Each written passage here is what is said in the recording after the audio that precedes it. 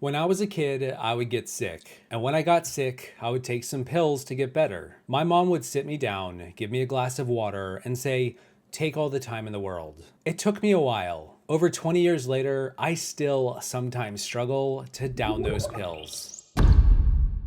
Internets, my name is Peridiam, and take all the time you need. This isn't gonna be a fun one. I mean, within context. Sometimes reality is harsh and the pills are difficult to swallow, and with this video, I would like to talk about 5 unfortunate truths in the Big Brother world. Some of these are about particular players, others about grander concepts, but either way, it's not gonna be pretty. Many of you aren't going to like what I'm gonna say. Heck, I don't like what I'm about to say, but I'm gonna say it anyway. I know some people out there are not happy with the way this show went down, and they blame that on me. But the simple fact of the matter is, if you're not happy with this show, maybe you're not happy with reality-based TV in general. If you're not happy with reality-based TV, maybe you're not happy with, as the name suggests, reality. Heck, the first unfortunate truth is actually something I said over 4 years ago. My mind hasn't changed since then, but I don't think a lot of people in the fandom are particularly privy to the circumstances or my takeaways back then on Danielle Reyes' loss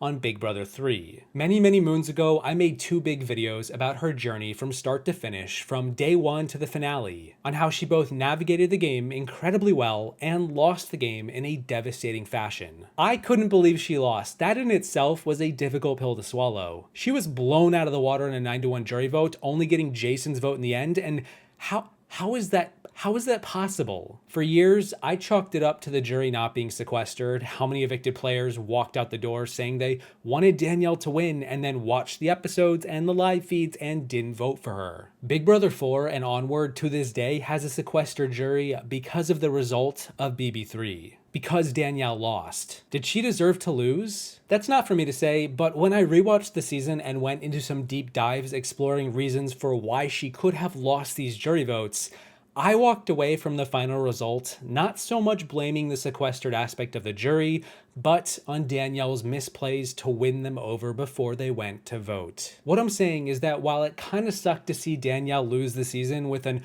unsequestered jury, the harsh reality is she almost certainly loses the game with a sequestered jury too. Sitting next to Lisa, she was never getting the votes of Marcellus, Roddy, Kiara, Eric, or Tanya. And when there's only 10 jurors and you've lost 5 of them off the bat, that's not looking too good. Amy also went with the wind and followed Marcellus all season, meaning if the jury was sequestered, she still has Marcellus in her ear, and I'm betting she votes for Lisa anyway. Lori was the first boot, and right before she was evicted, she got into a big argument with Danielle. Not the best way to say goodbye. And then you have Jerry and Josh, who I can't really explain, maybe Lisa just won them over, or the feeds swayed them, or whatever. If you sequester the jury and cut it down to just 7, there's a chance Danielle could beat Lisa 4-3 if she were to somehow get Josh, Jerry, and Amy alongside a guaranteed Jason vote. But either way, that's not the premise of the season, nor is it the common sentiment passed around in the fandom. Most fans suggest Danielle wins if the jury is sequestered, but I'd like to see the data on that one because from my research, it's the opposite. She was walking into a loss either way, and we can kick, scream, and huff the copium all night long, but unfortunately, it's not changing those jurors' votes when the keys enter the slots. Knowing who you're sitting next to, knowing this woman turned down $15,000, this, that, and the other thing, why in the world should I vote against Lisa? I had my game set, and I did what I had to do. She's good, I'm evil. I'll just say this. I didn't break any rules. When I saw Danielle Reyes play her game, I almost passed out when she did not win. Yeah, I'll say it. Yeah, I really think I should have won that game. Here's another unfortunate truth about a certain legend of the game, going back to Big Brother 6. Remember Janelle, the buxom blonde bombshell who won a ton of competitions and made it all the way to the final 3 and lost on a double tiebreaker question in part 3 of the final HOH? What are the odds? Oh yeah, of course you remember her. Well, here is a likely sad realization. If Janelle wins part 3 of that HOH in Big Brother 6, she almost certainly loses the game. She would not win a jury vote if she won that competition. And because Yvette did win that competition and cut her, that means she was never winning BB6 from that point onward, either way. Oh, my young superfan heart was rooting for her, and this realization one day totally took the wind out of my sails after the fact. Because the truth is that the Friendship Alliance had a pact and were voting for each other had they stuck to their word and took another friendship member with them to the final two. Meaning if Yvette cut Maggie and took Janelle, then Janelle could have won the game as the friendship jurors, Jen, Bo, April, and now Maggie, would flip on Yvette and vote for Janelle. Well, I mean, I doubt Bo would have given his connection to Yvette, but the rest promised they would. If Janelle had won the HOH, she likely loses either 4-3 or 5-2, where she gets Howie and Rachel's votes. Assuming Howie doesn't screw up his vote somehow and accidentally pull a topaz, possibly making it like 6-1. Janelle stood no shot with that jury given the social dynamics. It's why the social game is so important and can't be ignored. Which then also means by proxy, Yvette's best chance to win would have been to lose this tiebreaker as well and let Janelle cut Maggie, taking Yvette to the final two, where Yvette gets 4 friendship votes for not breaking their alliance's pact. It's a pretty odd dynamic for both women here, and it kinda has me enjoying the situation a little in spite of knowing Janelle is screwed either way. But yeah, that's another unfortunate truth. Aside from being a beautiful woman, you are an amazing, amazing player and have given me a total run for my money. But I have to evict you, Janelle, because I have a promise to keep. I know, it's fine. Speaking of Janelle and unfortunate situations, her early ouster in All-Stars 2 is rather disappointing. I don't think that's really a bitter pill to swallow or a hot take. Janelle was put on the back foot early when she and Kaiser were targeted in week 1, and if not for a twist, one of them likely goes as the first boot. The circumstances going into the season were stacked against her, given she was an old school legend against a cast of mostly newer players who had connections with each other outside the game. Well, for the most part. As it turned out, many of the players who dominated the season weren't all that connected before the season began, but when they were rumored to be cast, they suddenly started to find ways to get connected and game the game. Many of the players have admitted that before the season began, before the players walked through the front door, emails, texts, and calls were made where players agreed to work together, at least initially, and help each other advance further in the game without ever having met in real life. And when this news was broken, a lot of fans weren't happy to hear it, me included. I didn't like all of this pre-season, pre-gaming, where it was basically the season itself without the live feeds or the cameras or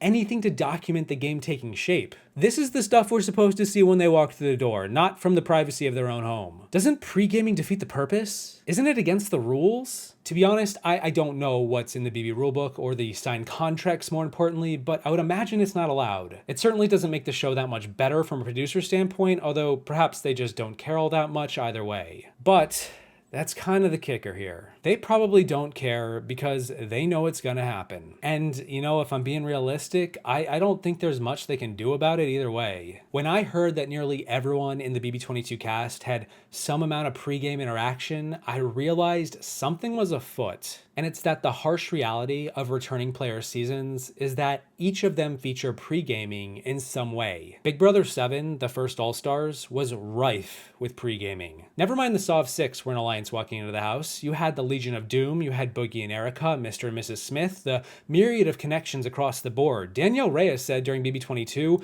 there was a bunch of pre-gaming going into the first All-Stars, and I trust her word on that. Boogie and Erica, the final two, had a fling before the season even began. I actually think it's possible the first All-Stars had more pre-gaming than the second, but of course, fans don't care for the second All-Stars, so it's easy to hand-wave it away as if it was the pre-gaming that made the season not good. Never mind the first one was rife with it as well. Or that for the Survivor fans out there, Heroes vs. Villains was loaded with pre-gaming. Second Chance was loaded with pre-gaming. Winners at War was loaded with pre-gaming, and so on and so forth. Heck, even Blood vs. Water. And it was around this time I sobered up from the groupthink and realized pre-gaming isn't the problem. It wasn't the problem for BB22. It was the unfortunate circumstances of the results of the comps and how a lot of this cast was cut from the same gameplay style. A lot of them just play conservative, they group up, they pick off the outsiders, they win all the comps, and they stay loyal to the end. It's kind of boring, but it's how a lot of modern Big Brother has functioned, part of the reason why many modern seasons are lower in my ranking. So yeah, that's the third unfortunate truth. Pre-gaming sucks,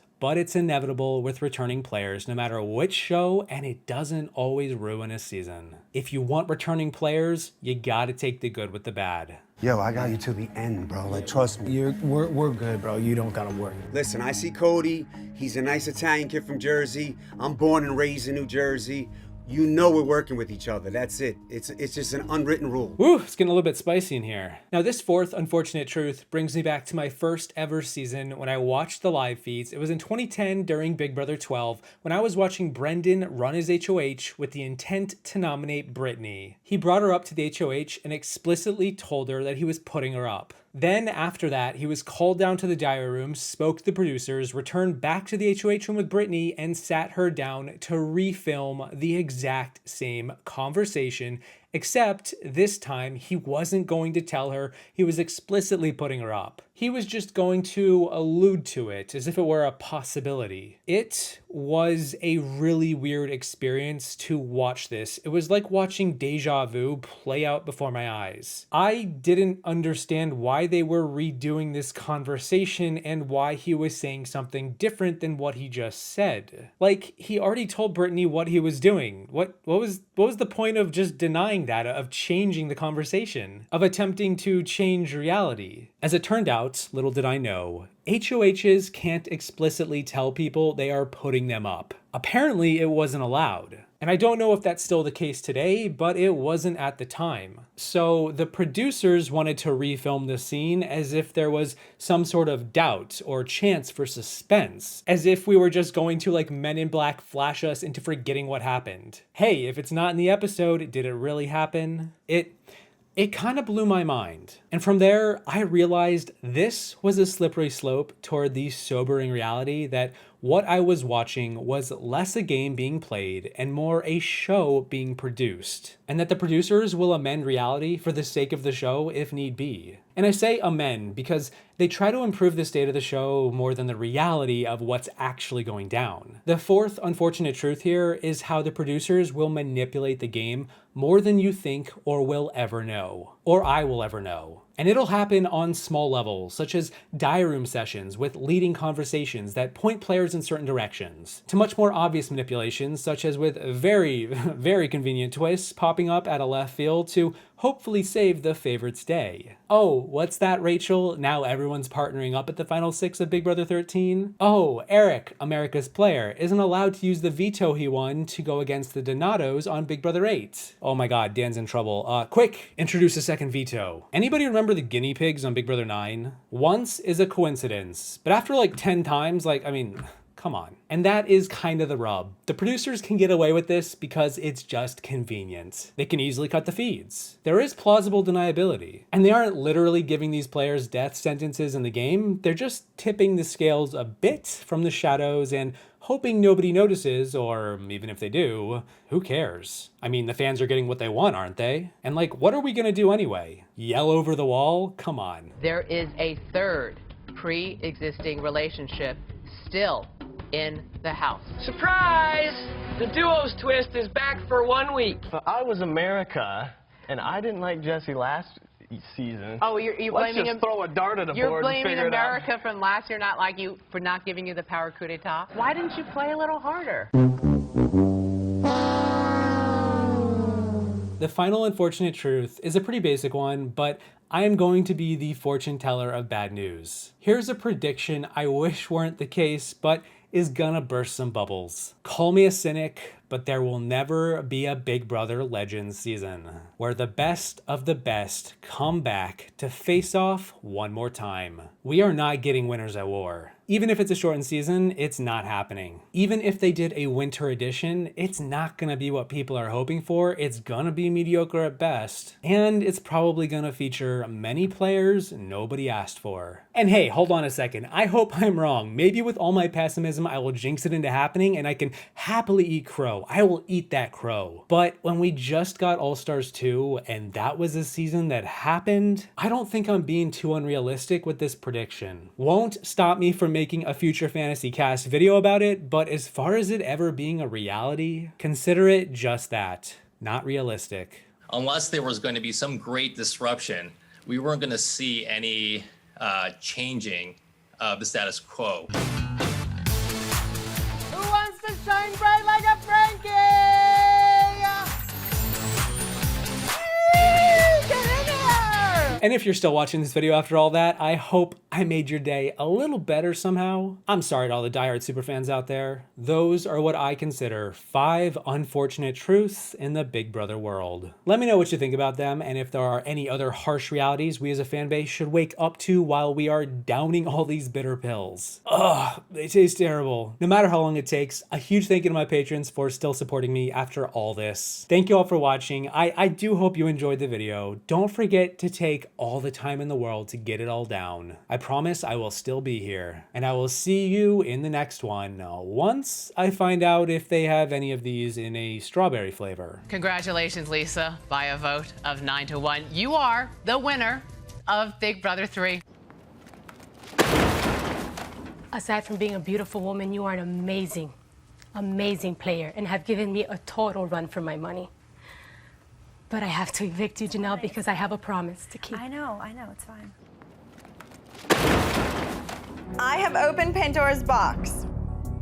In doing so, I have unleashed the duo twist back on the house for 1 week. That sucks.